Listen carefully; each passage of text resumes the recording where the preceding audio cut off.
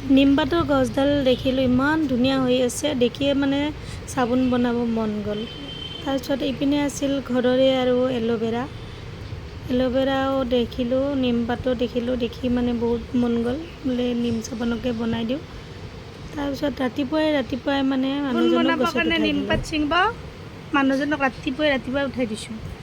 বৰবা চাবা বৰষুণ দিছি, হ'ব 4 পিচমান বনাম। আৰু এয়া বা আহিছিল ডক্তৰৰ ওচৰৰ পৰা, তাইৰ কিবা দাঁতৰ বেমাৰ হৈ আছিলে, তাইকো মই কামত লগাই দিলোঁ, নিমপাত ছিঙাত লগাই দিলোঁ। তাইও মোক নিমপাতখিনি ছিঙি অলপ হেল্প কৰি দিলে আৰু মানুহ ভিডিঅ' কৰিলে। আৰু এয়া পাতখিনি বৰষুণ দি আছিলে যদিও বহুত বালি লাগি থাকে, সেইকাৰণে অলপ সময় ভিজাই থৈ পাতখিনি মানে ভালদৰে ধুই ল'লোঁ। আৰু এয়া এল'ভেৰা এডাল কাটি আনিলোঁ, আমি এল'ভেৰাৰ হালধীয়া পানীটো যাব দিলোঁ। আপোনালোকক দিলে ভাল হয়, হালধীয়া পানীটো ভালদৰে যাব দিব, নহ'লে সেইটো খোজায়।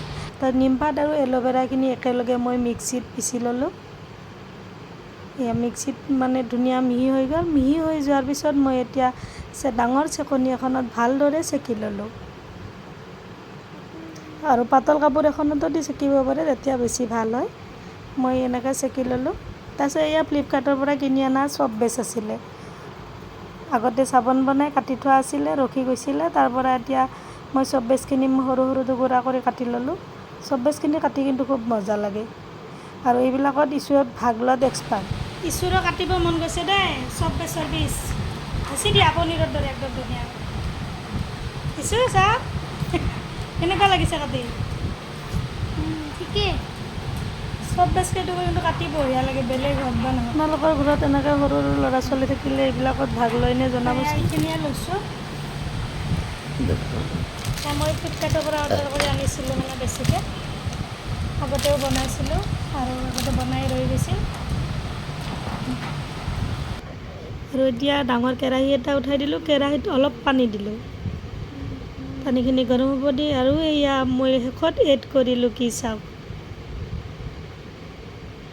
ভিটামিন কেপচুল, যিটো ছালৰ আৰু চুলিৰ কাৰণে বিৰাটেই ভাল। তাৰ পৰা মই 2টা কেপচুল মই ইয়াতে নিমপাতৰ ৰসখিনিত মিক্স কৰি ল'লোঁ। আৰু কেৰাহীৰ ওপৰত এই চব বেচৰ মানে পাত্ৰটো উঠাই দিলোঁ, দি ভালকৈ লৰাই দিলোঁ। আপোনালোকে মন কৰিব যাতে বাহিৰৰ পানী অলপো তাতে ভিতৰত নাযায়। যদি পানী অকণমানো যায়, চাবোন পিচ মানে ঢিলা হৈ যাব। তাৰপিছত মই ধুনীয়াকৈ গোটেইখিনি মিক্স কৰি ল'লোঁ। আৰু মিক্স কৰি থাকোঁতে আমাৰ মানে ইছুৱে কেমেৰা ধৰি আছিলে, এইটো কথা সি ক'ব দিছে, মই কৈ দিলোঁ। আৰু এয়া হৈ গ'ল। এতিয়া আমি এইটো মই মানে ছিলিকনৰ হয়, অকণমান আগতে তেল মুচি লৈছিলোঁ, সেইটোত নাৰিকল তেল মুচি লৈছোঁ, তেতিয়া মানে চাবোন পিচ ওলোৱাত সহায় হয়। ফ্লিপকাৰ্টৰ পৰা অৰ্ডাৰ কৰি আনিছিলোঁ, আপোনালোকে আনিলে আনিব পাৰে। এইটো এতিয়া মই ঠাণ্ডা হ'ব দিম। ঠাণ্ডা মানে ইমান ৰখি থকাৰ প্ৰয়োজন নাই, ফ্ৰিজতে থৈ দিছিলোঁ।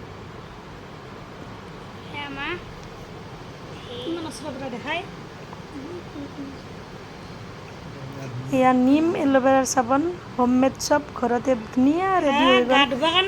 লগে লগে মানুহজনে গা ধুলেই আৰু। কেনেকুৱা হৈছে জনাব দেই।